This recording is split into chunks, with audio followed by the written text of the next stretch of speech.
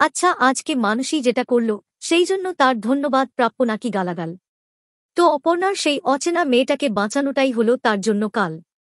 অপু যেই মেয়েটিকে বাঁচিয়েছে তাকে যারা তুলে নিয়ে যাচ্ছিল সে হচ্ছে লোকাল কাউন্সিলরের দলবল। ফলে ওই মেয়েটি কাউন্সিলরের চাপে উল্টে কেসটা অপর্ণাকেই খাইয়ে দেয়। তার তরফ থেকে অভিযোগ করা হয় অপর্ণা নাকি ইচ্ছে করে টাকার জন্যই ঝামেলা করেছে। শুধু তাই নয়, সে ওই মেয়েটির দাদাদেরকে মেরে হাত পা ফাটিয়ে দিয়েছে। এরপরে হাজির হয় কাউন্সিলরও। ফলে সমস্তটা হাতের বাইরে প্রায় চলেই যায়। ওদিকে অর্ক মাথা গরম করে ফেলে। অ্যাকচুয়ালি ইদানিং আমরা দেখছি যখনই কেউ অপর্ণার নামে বাজে কথা বলছে অর্ক তাকে নিজের বোনের চোখে দেখে এক্কেবারে উত্তেজিত হয়ে পড়ছে। তো এদিকে একসময় অবস্থা এমন হয় যখন কাউন্সিলরের কথায় অপর্ণাকেই লকআপে ঢোকানোর ব্যবস্থা করা হয়। ওদিকে আবার দেখতে পাই ওই লাইফ সেভিং ইনজেকশন দিয়ে কোন মতে আর্যকে প্রাণে বাঁচায় ডাক্তার।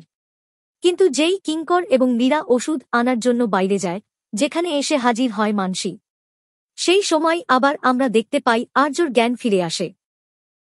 মানসী তখন আর্যর কাছে নিজের জায়গাটা পাকা করার জন্য তার বিপদের কথা না ভেবেই তাকে অপর্ণার সাথে হওয়া অন্যায়ের কথাটা জানায়, আর আর্যকে হাসপাতাল থেকে বের করার ব্যবস্থা করে দেয়।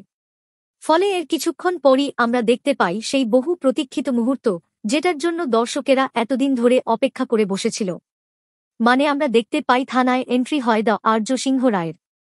আর আর্য থানায় ঢুকে সোজা অপর্ণার দিকেই তাকায়। আর হয় বহু প্রতীক্ষিত সেই শুভদৃষ্টিটা। আর্য এবং অপর্ণা একে অপরের দিকে তাকিয়ে থাকে। আর সত্যি বলতে কি, বহুদিন পর আবার এই মুহূর্তটা দেখতে পেয়ে মনের মধ্যে যেন একটা আলাদাই খুশি হচ্ছিল। গায়ের প্রত্যেকটা লোম কেমন যেন পুরো খাড়া হয়ে গিয়েছিল। শো অবশেষে আবার তোমরা এতদিন পর আর্যর না মোমেন্টস যে দেখতে পেলে।